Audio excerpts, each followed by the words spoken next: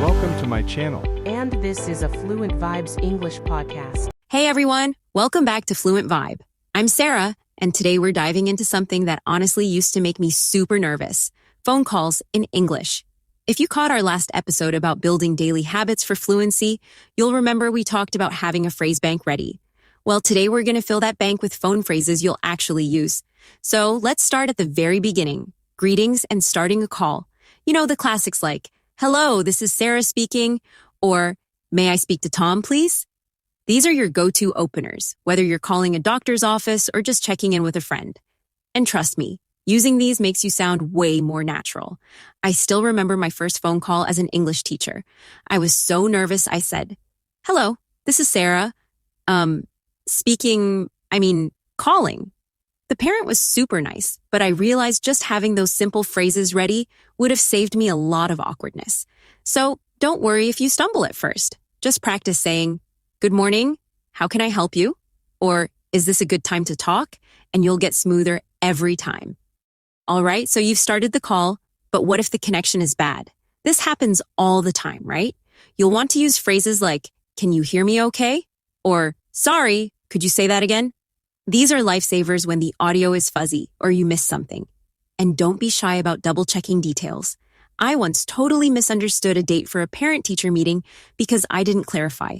I thought they said Friday, but it was actually Thursday. Oops! So now, I always say, "Let me make sure I understood you correctly. Did you say Thursday or Friday?"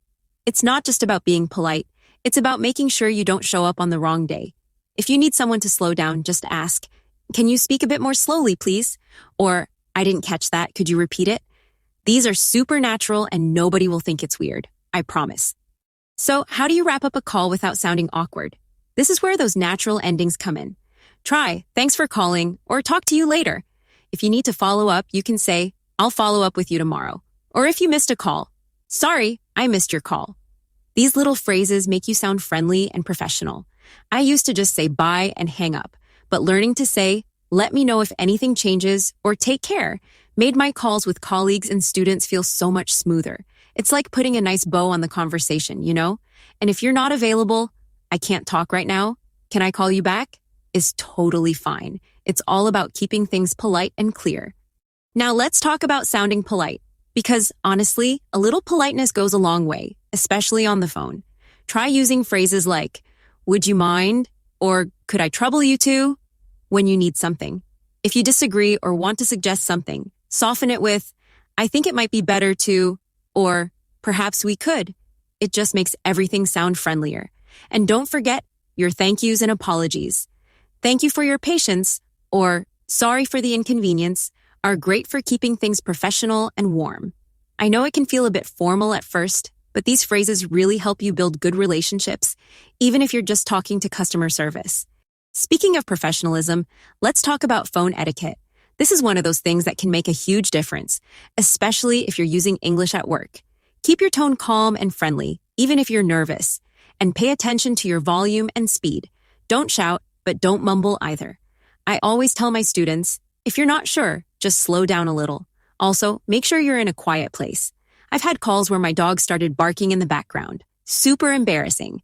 So find a quiet spot if you can, and you'll sound way more confident and clear. Okay, let's get real.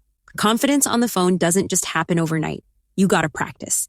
Try role-playing different scenarios, like booking an appointment or handling a complaint. Record yourself and listen back. I know it feels weird at first, but it's so helpful. You'll notice things like, "Oh, I sound too quiet," or "I forgot to say thank you." And don't panic if something unexpected happens, like a technical issue or a difficult caller. Just have a few common responses ready, like, "Sorry, I think we have a bad connection," or "Let me check on that and get back to you." The more you practice, the more natural it'll feel. Building on that, let's talk about active listening. If you're on a video call, try to keep eye contact and always take notes. It shows you're engaged and helps you remember details. Expand your vocabulary for common situations, like making appointments or giving directions, so you're not searching for words in the middle of a call. And keep recording your calls, even if it's just practice ones. Set little goals like, "Today I'll focus on being polite," or "I'll try to use 3 new phrases." It's all about those small steps, just like we talked about in our last episode with daily habits. Last but not least, let's work on listening skills and handling tough calls. Practice summarizing key points during the call, like, so just to confirm, our meeting is at 2 p.m. on Zoom, right? It shows you're paying attention and helps avoid mistakes. If you get a difficult caller, stay calm, use empathetic language, and focus on solutions, not excuses. And keep reviewing your recorded calls to spot areas for improvement. Maybe you need to work on your tone, or maybe you're saying, too much. Hey, we all do it. Set a goal for next time and you'll keep getting better. All right, that's it for today. Keep practicing, keep listening, and remember, every call is a chance to get more fluent. I'll catch you in the next episode.